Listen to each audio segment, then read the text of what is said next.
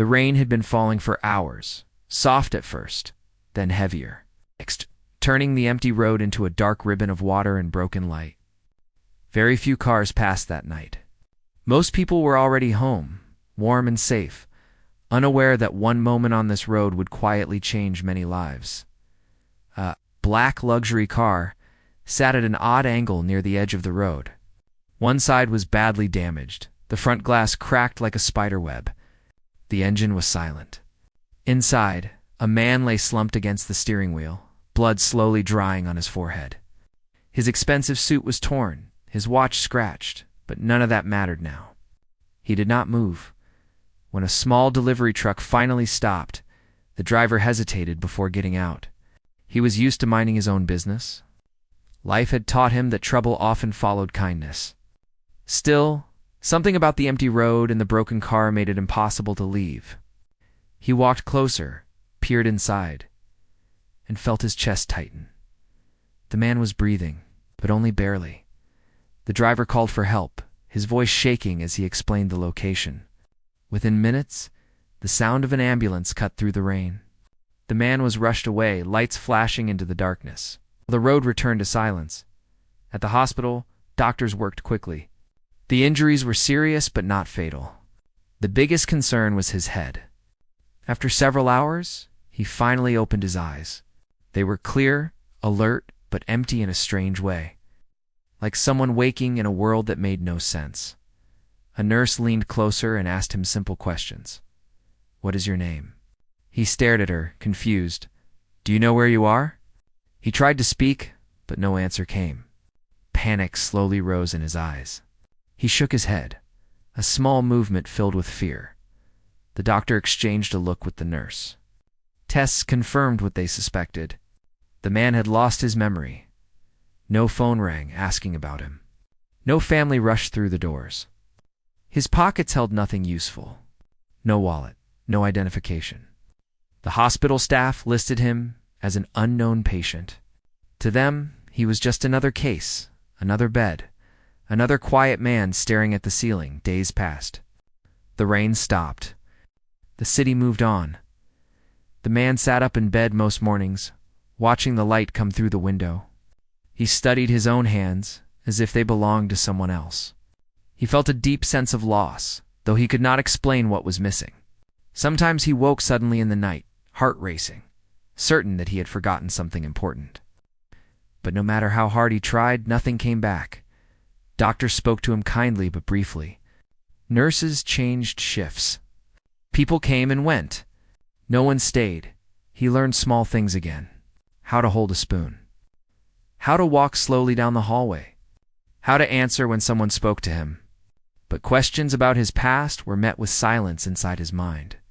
It was like staring at a locked door with no key. Outside the hospital walls, another life continued. One filled with worry and struggle of a different kind, in a crowded part of the city. In a narrow street lined with small shops and tired buildings, a young woman woke before sunrise. Her room was tiny, barely big enough for a bed and a small table. The paint on the walls was peeling, and the fan above made a loud noise, but little air. Still, she got up without complaint.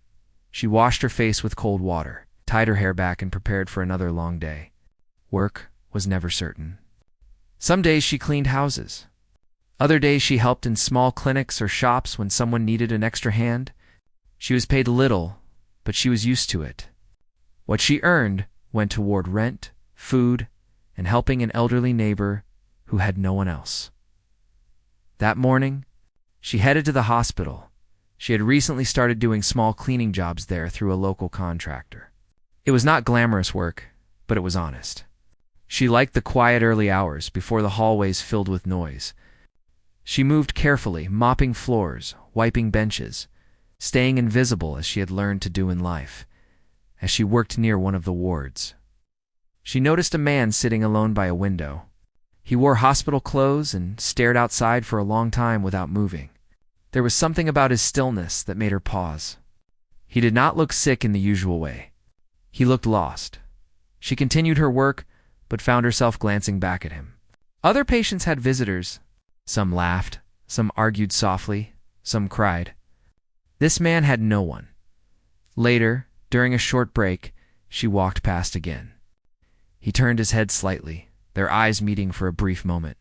There was no pride in his gaze, no arrogance. Only confusion and a quiet fear that felt familiar to her. She had seen that look before. In mirrors. In people who had been forgotten, she hesitated.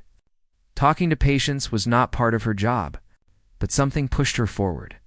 She offered a small, polite smile. He did not smile back, but he nodded, as if grateful someone had noticed him. That simple moment passed without words, but it stayed with both of them. Later that day, a nurse spoke loudly to another staff member near the cleaning area. The young woman overheard fragments, no family yet. Lost his memory. Unknown patient. The words settled heavily in her chest. She did not know why she cared. Life had taught her to focus on survival, not strangers. Still, as she finished her shift, her thoughts kept drifting back to the man by the window.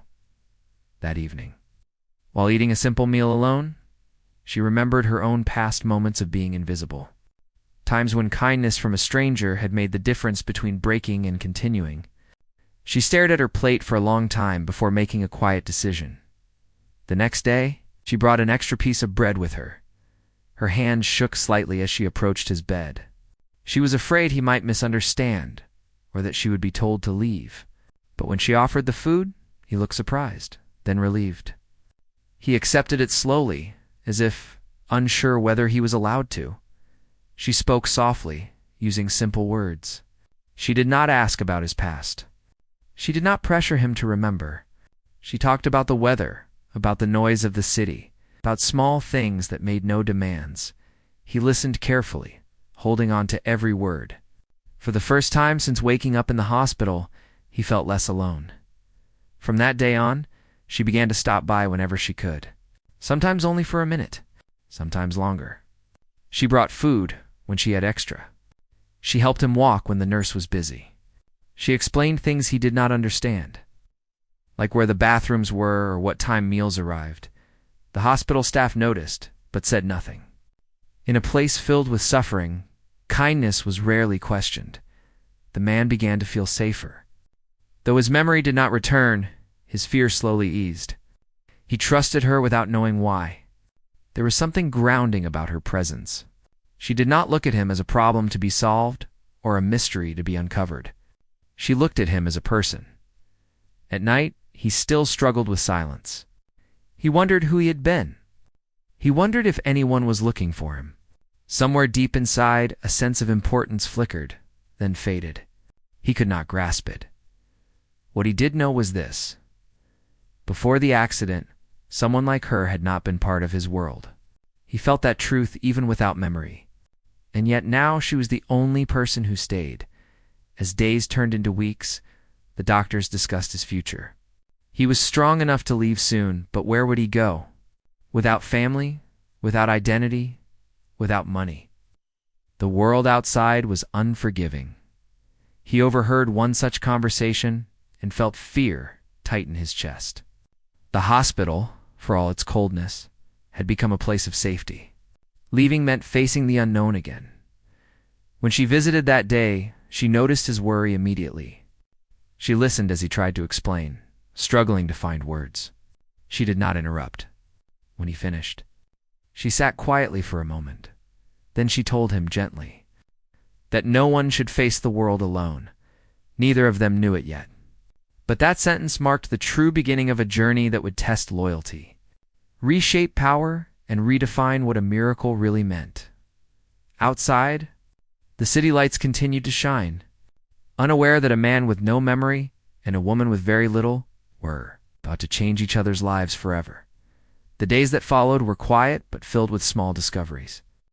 The man, still without memory, began to notice routines in the hospital. He learned which nurse would bring the morning medications, which doors led to the cafeteria, and even how to find the best view of the city from the hospital balcony. Each small victory gave him a sense of control he hadn't felt since the accident.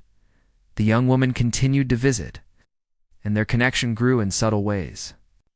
She did not lecture or demand answers. She simply offered her presence. Sometimes they would sit by the window together in silence, watching the world move outside while the rain or sunlight played across the city. Other times, she would read aloud from a small book she carried. Choosing passages about hope and kindness, she noticed his curiosity. Though he could not remember, he had a mind that asked questions, observed details, and noticed patterns. He was especially interested in people, how they moved, what they said, the little quirks that made each life unique. She found herself enjoying these quiet moments, feeling a sense of purpose she had never known before. One morning, she arrived to find him standing in the hallway, staring at a painting on the wall. It was a simple piece depicting a small boat on a calm lake at sunrise. He traced the outlines with his eyes, and then he asked softly, "Do you think this is real?" She tilted her head, curious. "The painting? Or the scene?" "Both," he admitted. "I can feel something in it, but I don't know why. I can't remember anything about it, yet it feels familiar." She smiled gently. "Sometimes things remind us of who we are, even if we can't remember the past. It's okay to feel it, even if you don't understand." He nodded slowly. There was a moment of peace in that acknowledgement, a recognition that he could feel without having to explain. As the days turned into weeks, the hospital began to prepare for his discharge. The staff discussed his situation with caution. Without memory, without family, they worried about his ability to survive on his own. Social workers spoke of shelters and temporary housing, but he was reluctant to accept them. The idea of leaving a place where he felt even a small sense of stability terrified him. The young woman noticed his anxiety. One evening, as the hallway lights flickered softly, she approached and spoke quietly. "You don't have to face this alone," she said. "You don't even have to make big decisions today. Just start small." He looked at her, searching for words. For the first time, he admitted the truth. "I don't remember anything. I don't know who I am or what I'm supposed to do. I'm scared." Her eyes softened. "That's okay. You are here, and that's enough. We will figure the rest together." Something in her tone and the quiet certainty of her words calmed him. He realized that while he had lost memory, he had not lost the ability to trust. Not entirely. And he had not lost the ability to feel gratitude. When the day of discharge arrived, the hospital staff gathered to discuss plans. A small car had been arranged to take him to a temporary shelter. He understood the necessity, but dreaded the thought. The young woman, seeing his hesitation, offered a suggestion he had never considered. "You could come with me," she said. "I have a place, small and simple, but safe. You won't be alone." He hesitated, unsure if it was wise to accept help from a stranger. But looking into her calm eyes, he realized that he had no better option. No other sense of security in the world, he agreed. The ride to her small home was quiet. The streets were busy, full of people rushing to work or school, their lives completely unaware of the man sitting silently in a car, lost in memory, but found in safety. He watched the city pass by, noticing small details he had missed before, the colors of shop signs, the rhythm of traffic lights, the way people moved with purpose. When they arrived, the young woman led him inside. The space was modest, a small living room with a worn sofa, a kitchen with barely enough counter space, and a bedroom that had clearly been her own sanctuary for many years. There were books stacked neatly, a few plants, and photographs of people whose faces he did not recognize. She showed him the room he would sleep in. "It's not much," she said softly, "but it's safe, and you can stay as long as you need. We will take it one day at a time." He nodded, feeling both relief and discomfort. It was strange, this intimacy with a stranger, this reliance on someone he barely knew. Yet he could not deny the warmth in her gesture, the sincerity of her offer. Days at her home became a rhythm of small tasks and quiet moments. She taught him to cook simple meals, to make the bed, to wash clothes. Each task was a step toward independence, a small victory over the fear that had plagued him since the accident. In return, he helped her with errands, carried groceries, fixed small things around the house. Though he did not remember the life he had once known, he discovered a new skill in patience and resilience. He learned to appreciate the small triumphs of daily life. The satisfaction of completing a task, the joy of sharing a meal, the comfort of a quiet conversation. One afternoon, as they sat on the small balcony, she pointed toward the horizon where the sun was beginning to set. "Look at that," she said. "Even if everything else is uncertain, this will happen every day.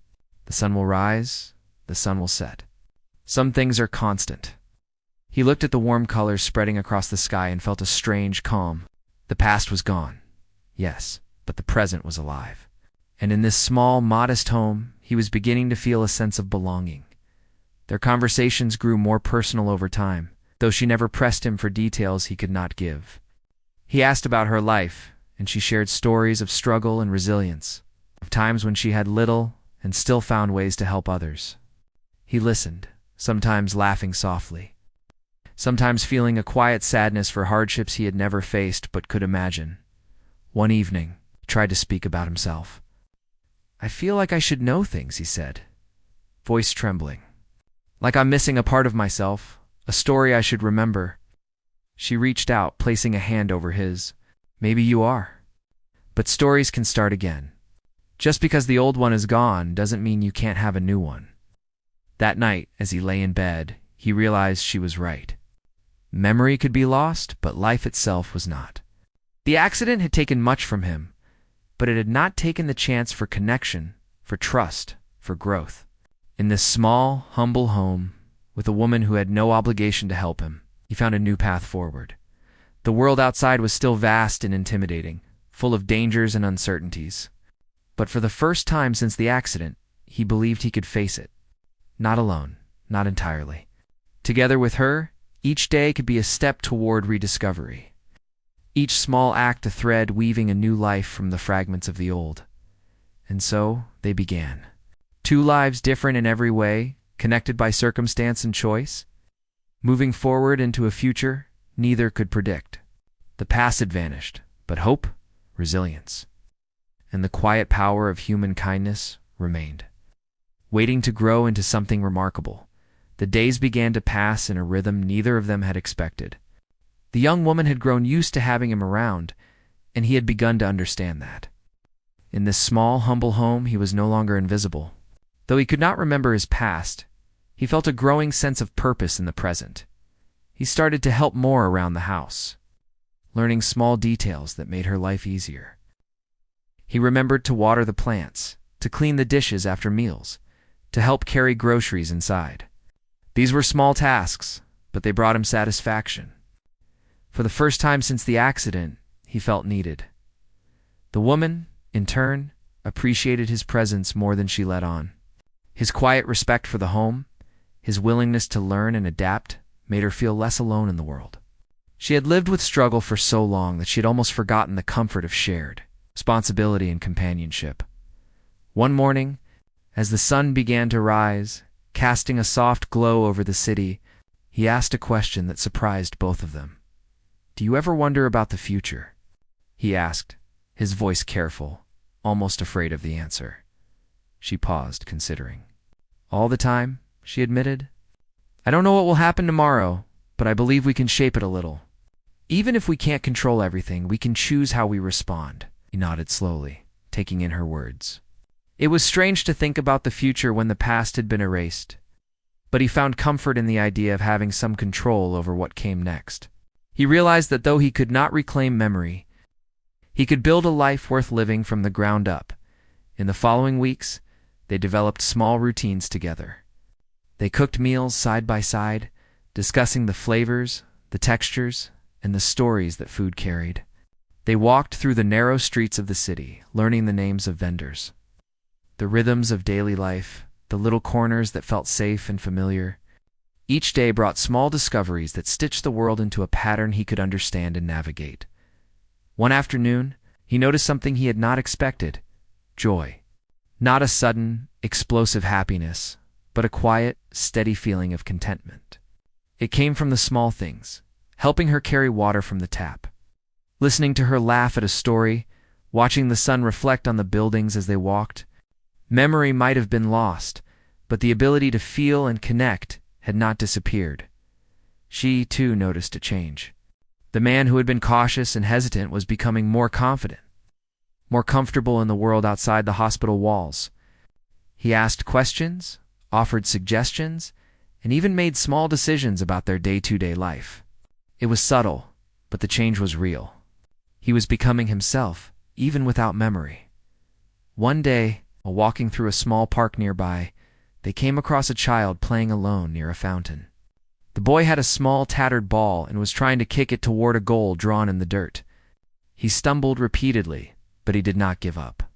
The man watched silently for a moment, and then, almost instinctively, he walked over. "Do you want some help?" he asked gently. The child looked up, surprised. Then, with a shy nod, he handed him the ball. For the next hour, they played together. The man laughed genuinely, a sound that surprised even him. He did not remember ever having a childhood of his own, but in that moment he felt the simple joy of being present, of connecting with another human being. The young woman watched from a nearby bench, smiling quietly. She had not expected him to bond so easily, but the sight filled her with warmth. She realized then that he was learning to live fully, not just survive. As evening approached, they walked home in silence, the city bathed in soft golden light. He felt a strange mix of fatigue and fulfillment, a sense of accomplishment that had nothing to do with work or wealth, but everything to do with human connection. For the first time since the accident, he understood that life could hold meaning, even without memory. Back at home, they prepared a simple dinner together. He chopped vegetables carefully, tasting a small piece now and then. She stirred the pot and told stories of her day. They shared the meal in comfortable silence, each bite a small affirmation of the day's successes. That night, as he lay in bed, he thought about the accident, the hospital, the days of fear and uncertainty. He realized he was no longer afraid. Memory had been lost, but he had gained something unexpected: trust, companionship, and a sense of belonging. The young woman had become more than a helper. She had become a guide, a friend, and the anchor in a life that had once felt adrift. Days turned into weeks, and their bond strengthened. They began to talk about small dreams, things they might do together when life allowed. Not grand plans, not distant ambitions, but simple goals. Visiting a market, planting flowers, cooking a new recipe, exploring a part of the city they had never seen. These small acts gave their days shape and purpose. One morning, he woke early and noticed that she had left a note on the kitchen table. It read, "Breakfast is ready. I hope today brings small joys." He smiled, a quiet gratitude filling him. He realized that her kindness was steady, consistent, and deliberate. She had chosen every day to care for him without expectation. It was a form of love, though neither of them had yet named it. He made breakfast for both of them, carefully setting the table, pouring tea, and serving the food with as much care as she had shown him. When she arrived, she smiled, and he felt a warm recognition. This routine, this mutual care, was becoming a part of their lives. They were building a new normal, one shaped not by the past he could not remember, but by the present they shared. One afternoon, a letter arrived at the small home. It was addressed to him, though the handwriting was unfamiliar. He stared at it, unsure whether to open it. The young woman noticed his hesitation. "Maybe it's important," she suggested softly. "But you don't have to decide right now," he nodded, tucking the envelope into a drawer. The letter was a reminder that the world beyond their small sanctuary still existed, still had demands and mysteries. But he was no longer consumed by fear. He knew that whatever lay beyond, he could face it with her by his side. Evenings became times of reflection. They would sit by the window, watching the city lights flicker as night settled in. Sometimes they talked about nothing in particular, sometimes about small hopes and fears. He discovered a new rhythm to life, a cadence of presence, care, and gentle curiosity. One night, as the city slept, he realized he had begun to dream again. His dreams were not of the past he could not recall, but of possibilities, of people he might meet, of moments he could create. The young woman noticed the change in his demeanor. He moved with a lighter step, spoke with more confidence, and smiled more freely. He began to share his thoughts and feelings more openly. He spoke of fears, of uncertainties, of the strange emptiness left by memory loss. She listened without judgment, offering support and guidance. In turn, he learned to listen, to observe, and to respond with care. Their relationship deepened, not through grand gestures, but through the quiet, consistent acts of everyday life. One day, he asked her a question that made her pause. "Do you think someone like me, someone who has lost everything, can really start over?" She looked into his eyes, her gaze steady. "Yes," she said. "You don't have to remember the past to build the future. Every day is a chance to create something new." He felt a strange relief. For the first time since waking from the accident, he believed that life could be rebuilt, that joy could be found, that connection could flourish even in the absence of memory. The young woman had not just saved him from fear, she had guided him toward hope. And in that quiet realization, he began to understand a simple truth. Life is not defined by what we remember, but by what we choose to create in the present. With her by his side, he felt ready to embrace that truth, to face the days ahead, and to discover the person he could become. Even without a past to guide him, the weeks passed, bringing subtle changes to both their lives. The man, once so unsure of everything, had become a steady presence in the small home. He learned to anticipate needs before they were spoken, remembered routines, and even began to notice patterns in the city that helped him move confidently. The young woman watched this transformation with quiet pride. She had never imagined that someone so lost could regain a sense of direction, even without memory. One morning, he awoke earlier than usual.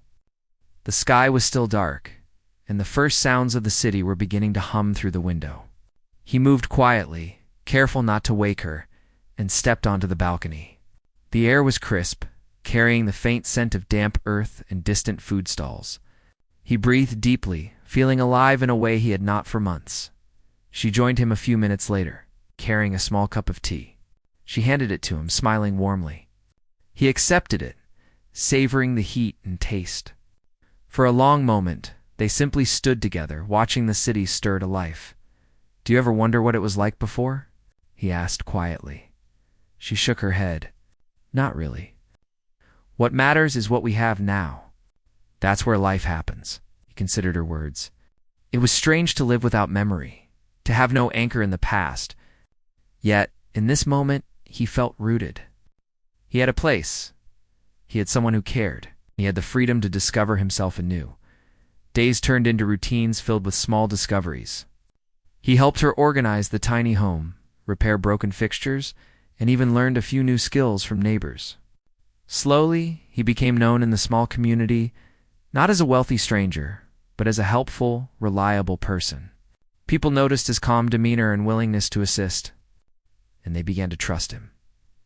One afternoon, while helping an elderly neighbor carry groceries, he saw a reflection of himself he hadn't recognized before. The fear and uncertainty that had haunted him after the accident were gone. In their place was confidence, quiet but firm. He smiled to himself. Realizing that he had grown stronger in ways that memory could never measure, the young woman noticed this change too. She had been part of his healing, guiding him gently without ever pushing. She marveled at the resilience he displayed. The determination to embrace life even without knowing who he had been. Their days began to include small adventures beyond the neighborhood. They visited local markets, learning the rhythm of the vendors, tasting new foods, discovering corners of the city neither had explored before. These excursions became their shared sanctuary, a space where memory and past wealth no longer mattered. In these moments, they were simply two people discovering life together. One afternoon, they visited a small park where children were playing. The man watched them carefully, noticing the way they interacted, the laughter, the frustration, the joy.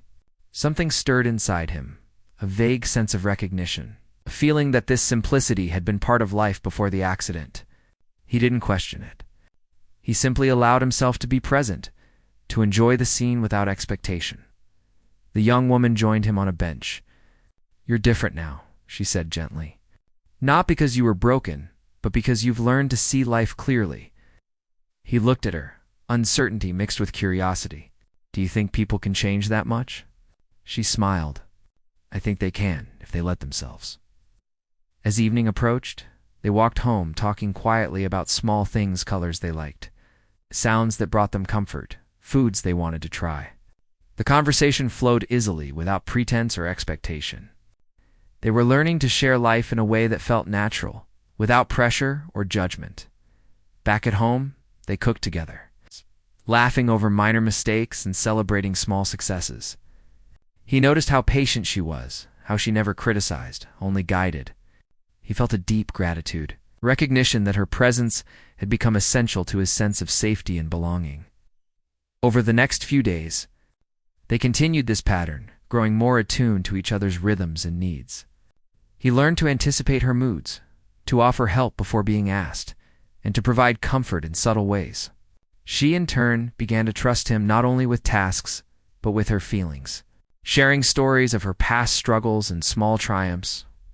One evening, after dinner, they sat on the balcony watching the sun set behind distant buildings.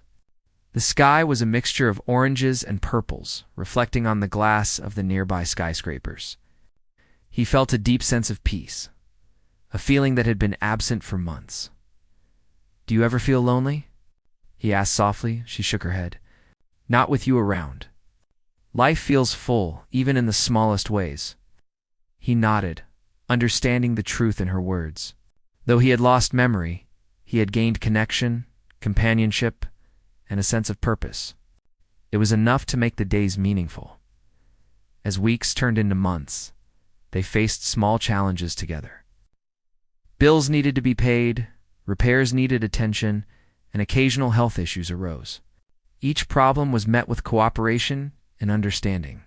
He had learned patience and resilience, while she had learned trust and acceptance. One day, while organizing some old papers in the home, he found a small envelope tucked away. It was a letter from a lawyer, confirming that he had once been wealthy. He stared at it, confusion and fear mingling in his chest. He did not recognize the name or the details, but the information hinted at a life far beyond what he now knew. He showed the letter to the young woman.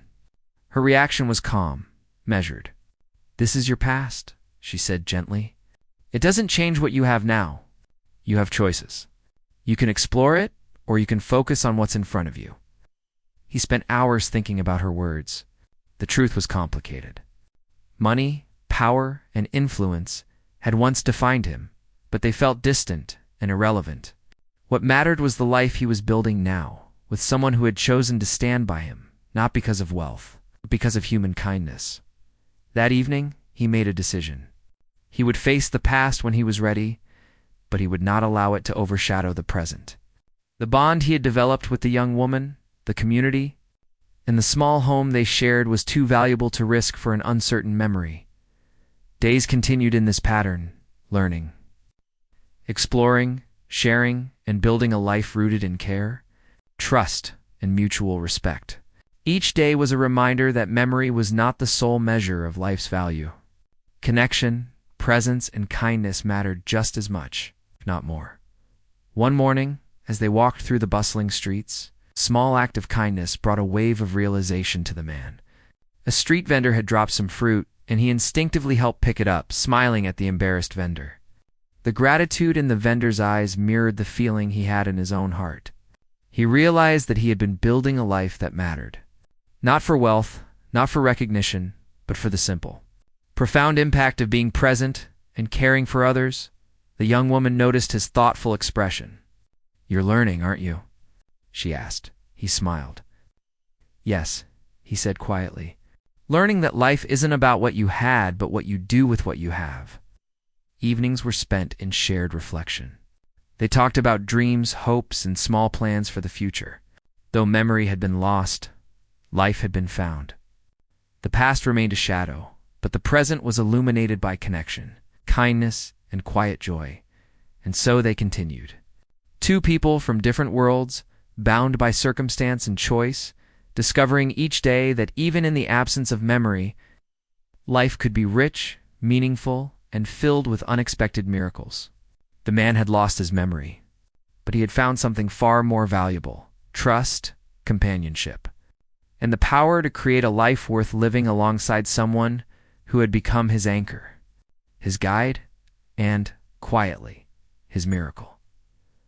The months passed quietly, but the bond between the man and the young woman grew stronger with each passing day. Life had begun to settle into a rhythm neither had expected when the accident first disrupted everything. They shared meals, walked through the city streets, explored new corners, and even helped neighbors with small tasks. Every day brought small challenges, small joys, and small victories. One morning he awoke to find her already preparing breakfast. The sunlight filtered through the thin curtains, illuminating the kitchen in a soft golden glow. He watched her move with quiet efficiency, chopping vegetables and stirring a pot of simmering soup. He felt a sense of peace, a feeling he had not known in months. The home, once a small sanctuary, now felt like a true place of belonging. "Good morning," she said softly, noticing him at the doorway. "Good morning," he replied, his voice calm and steady. "Can I help?" She smiled and handed him a small bowl. "Sure, just mix these ingredients." As he worked, he felt a strange but comforting sense of normalcy. The act of preparing a meal, of working together without words, was grounding. He realized that these small moments were building a life that felt whole, even in the absence of memory. After breakfast, they decided to visit a nearby park. The air was crisp, carrying the scents of blooming flowers and freshly cut grass. Children laughed as they played, and couples strolled along the pathways. He noticed the simple patterns of life, the way people moved, the sounds they made, the way the sun reflected on surfaces, and felt a sense of connection he had not experienced before. They found a quiet bench near a small pond and sat together, watching ducks glide across the water. The tranquility of the scene was a stark contrast to the chaos that had followed him for months. He realized that he was beginning to feel safe, content, and even hopeful. "Do you ever think about the future?"